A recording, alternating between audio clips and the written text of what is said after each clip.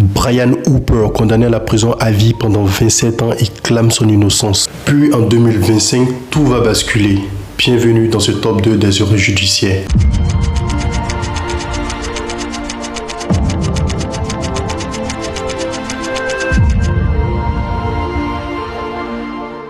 Bonjour à tous, j'espère que vous allez bien, c'est Monsieur Létalon. Aujourd'hui on se retrouve pour parler d'un top 2 des erreurs judiciaires. Vous savez, beaucoup d'innocents ont passé des années de vie en prison pour des crimes qu'ils n'ont jamais commis. C'est le cas pour Brian Hooper qui a été condamné injustement en 1998 pour un meurtre qu'il n'a jamais commis aux États-Unis. Je vous explique tout.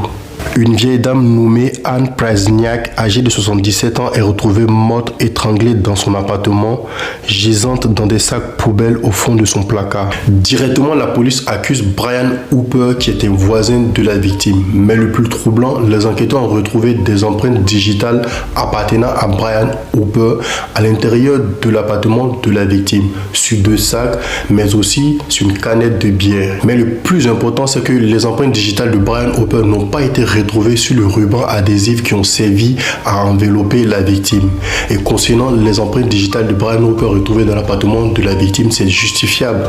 Vu que les deux étaient voisins, on peut supposer que la victime a déjà invité Brian Hooper à rentrer chez elle. Et vous savez bien qu'on est dans un top 2 des erreurs judiciaires, et si le sort de Brian Hooper ne tenait qu'à des preuves scientifiques, il n'allait certainement pas être condamné, mais à cela se rajoute un témoignage crucial. Une femme nommée Shalaka Lewis qui avait affirmé lors du procès que Brian Hooper l'avait forcé à monter la garde pendant qu'il tuait la victime. Ce qui est archi faux, mais ce témoignage-là va suffire à la justice américaine pour condamner Brian Hooper à la réclusion à perpétuité. Et cela va bousiller toute sa vie.